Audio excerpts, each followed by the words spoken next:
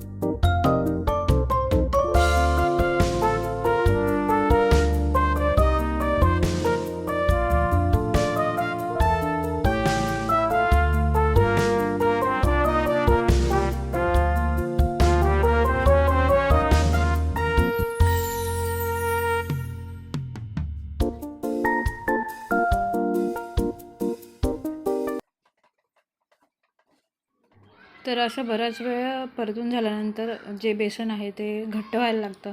घट्ट झाल्यानंतर मग त्याच्यामध्ये थोडंसं मीठ वगैरे टाकून बघितलं, तर मीठ कमी असेल तर मीठ टाकायचं. त्यानंतर मग कोथिंबीर ॲड करायची. कोथिंबीर आपल्या आवडीप्रमाणे, जर कोथिंबीर हवी असेल तर कोथिंबीर, नाही तर मग नाही ॲड केलं तरीही चालते. पण हे सारण थोडंसं असं म्हणजे हाताने कुस्करल्यासारखं वाटेल असं थोडंसं घट्टसर ठेवायचं असतं आणि मॉइश्चर जरा कमी असायला पाहिजे, म्हणजे जेव्हा आपण सारण पुरीमध्ये भरतो तेव्हा पुऱ्या वगैरे आतून चिकट होत नाहीत. तर याच्यामध्ये मी कोथिंबीर ॲड केली आणि त्यानंतर मग मिक्स केली. आपण नेहमीप्रमाणे रेग्युलर ज्या पुऱ्या तयार करतो त्याच तशीच रेसिपी आहे, फक्त सारण याचं वेगळं आहे. आणि त्याप्रमाणे जशी पुरी आपण बनवताना सुरुवातीला छोटी पुरी वगैरे बनवून घेतो तशी बनवायची आणि त्याच्यामध्ये जे बनवलेलं सारण आहे ते थोडं थोडं ॲड करायचं.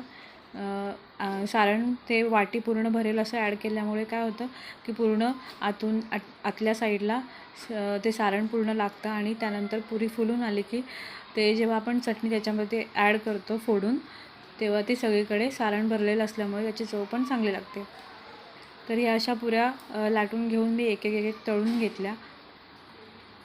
साधारण एका साईडला थोडेसे आपलं अंदाजे थोडीशी भाजून घ्यायची, त्यानंतर मग पलटून दुसऱ्या साईडला भाजून पूर्ण करायची.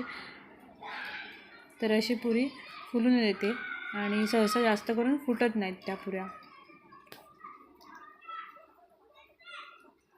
त्यानंतर मग जेव्हा आपण सर्व करतो त्याच्यामध्ये मी चिंचेची गोड चटणी असते ती बनवली होती. त्याचबरोबर आपली जी तिखट चटणी हिरवी मिरची असते ती हिरवी मिरचीची चटणी बनवली होती. अशी हिरवी चटणी आणि लाल चटणी अशा दोन्ही पण चटण्या देताना सर्व केल्या होत्या. तर ही शेगावची कचोरी खूप अप्रतिम झाली होती. अशीच एक मी जी रेसिपी आहे. त्यानंतर एका आठवड्यामध्ये 5चं स्कूल चालू होणार होतं, त्यामुळे मग त्याला थोडंसं बाहेर फिरवण्यासाठी आणि समुद्र किनारी वगैरे त्याला फिरायला वगैरे खूप आवडतं. त्यासाठी आम्ही ते गिरगाव जी चौपाटी आहे तिकडे नेहमी घेऊन जात असतो. तर तिकडे चाललो आहे. CST स्टेशन आहे आपलं आणि CSTवरून मग टॅक्सी वगैरे रेग्युलर चालू असतात.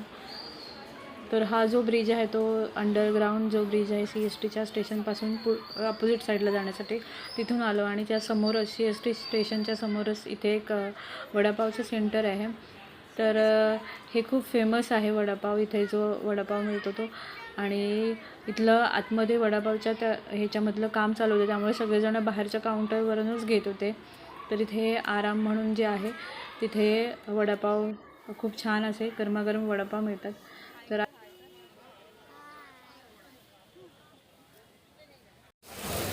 तुम क्या करना है? मैं क्या करना हूँ? मैगी मेरे को याद आऊँ. मराठीत बोल ना. आइए मेरे को हिंदी देता है.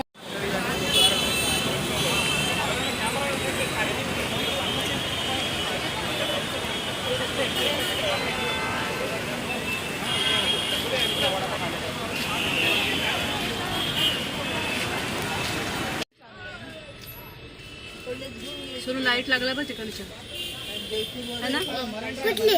ते बघ टर्मिनसच्या green green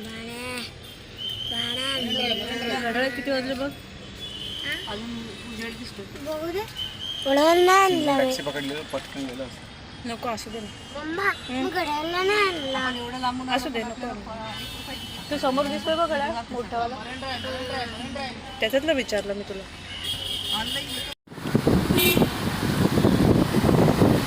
Saint Xavier's. Mamma, या क्लासमध्ये कधी रोज आहे. आता पावसाळ्यात छान वाटेल ना मार्कू. Yes, we are going to Girgaon Chowpatty. कुठे चाललो आपण? नीट आहे पार्क. गिरगाव चौपाटी.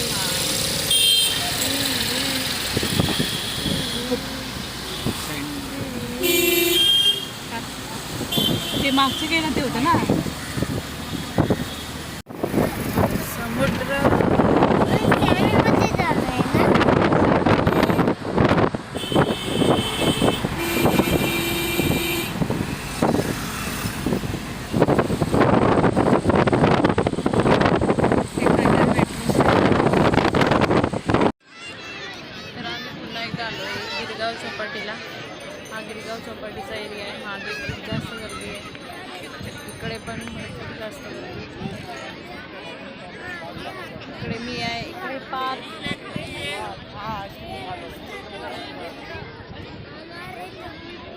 पार्थूने रस्ता केलाय, रस्ता बनवलाय पार्थूने.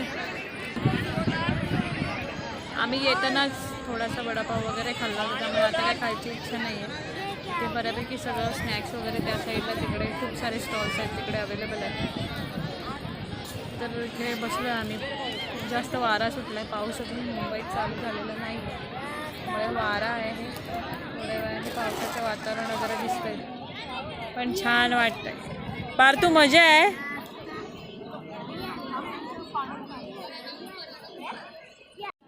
इथे आता एक खेळणं घेतलं हे असं, याच्यामध्ये कुठेतरी लाईट लागते आणि हे रबरने उडून वरती आकाशामध्ये जातं. तर हा रबर हातामध्ये घेतल्यानंतर एवढा जोरात लागतो, ज्यांना प्रॅक्टिस आहे तेच लोक उडवतात. आणि ही मुलं हट्ट करतात की हे घ्यायला पाहिजे म्हणून. कसं करायचं चालू, असं काहीतरी चालू होतं. त्याच्यामध्ये लाईट आहे.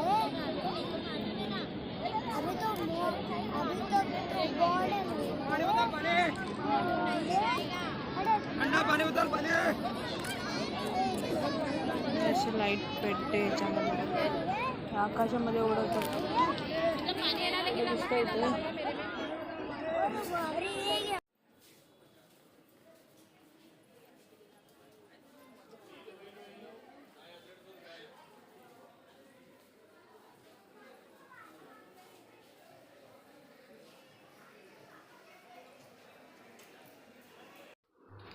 तर त्यानंतर मी एकदा घरी पिझ्झा बनवला होता, तर त्याची रेसिपी आहे. तर याच्यामध्ये मी 1 वाटी मैदा घेतला होता, मैदा, आणि त्यानंतर त्याच्यामध्ये एक अर्धा चमचा खायचा सोडा जो असतो तो, आणि त्यानंतर थोडंसं खायच्या सोड्याच्या थोडंसं कमी बेकिंग पावडर, आणि त्यानंतर 1 चमचा साखर. हे असं सगळं मिक्स केलं. चांगलं मिक्स करून घेतल्यानंतर मग त्याच्यामध्ये जे आपलं घरी दही असतं ते मिक्स करायचं आहे.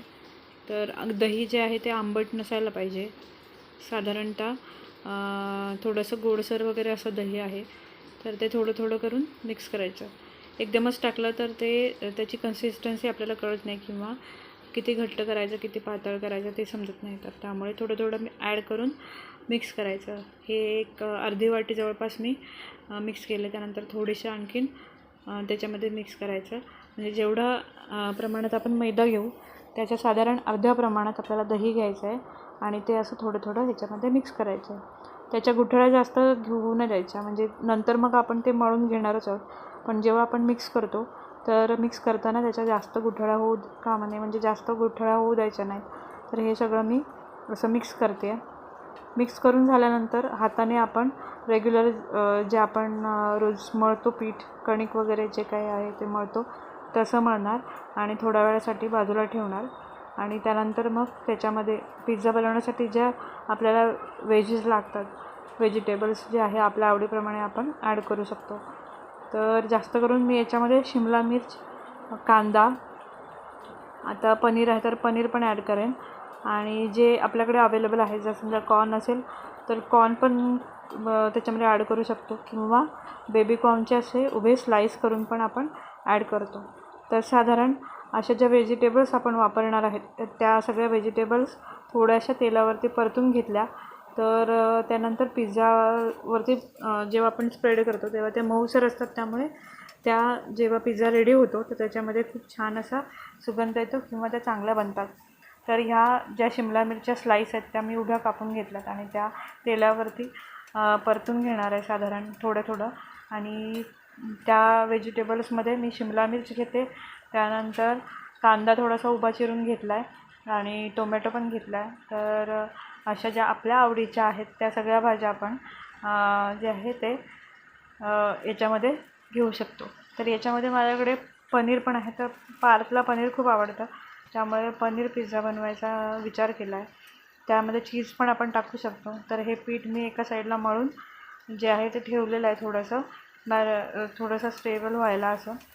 तर ह्या भाज्या मी पहिल्यांदा सगळ्या शॅलो फ्राय करून घेणार आहे. तेल कमी टाकलं आहे तर शिमला मिर्च लगेच हे तयार होते. तर इकडे सगळ्या भाज्या अशा घेतलेल्या आहेत.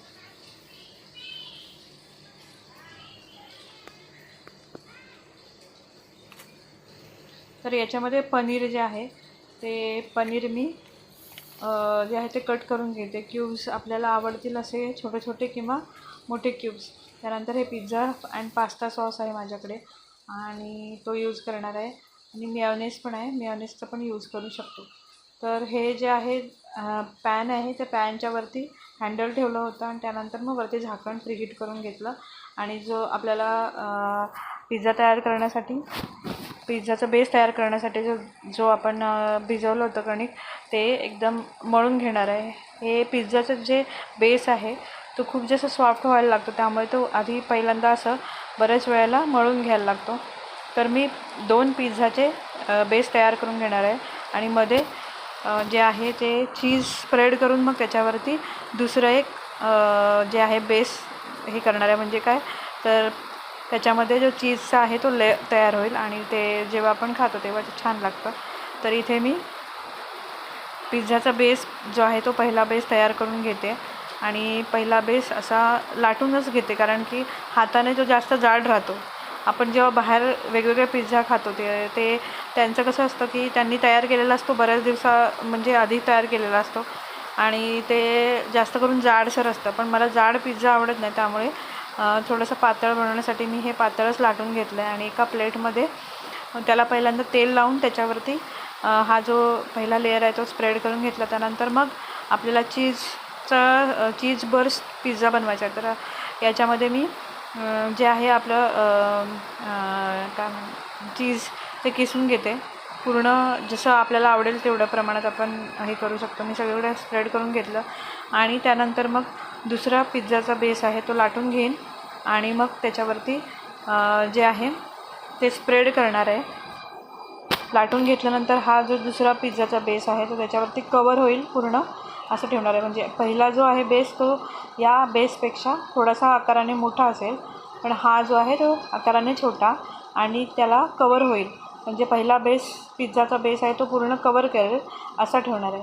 म्हणजे जेणेकरून हा जो वरचा लेअर आहे तो छोटा राहील आणि तो खालचा लेअर आहे तो मोठा राहील. आणि बाजूने पूर्ण अशा घडी टाकून गुंडाळून घेते आणि त्यानंतर त्याच्यावरती फोर्क जे आहे आपल्याकडे किंवा कशाने पण टोकदार सुरीच्या टोकाने पण आपण त्याला टोचे मारून घेऊ शकतो, जेणेकरून जेव्हा ते आपण बेक करायला ठेवतो तेव्हा व्यवस्थित बेक होईल.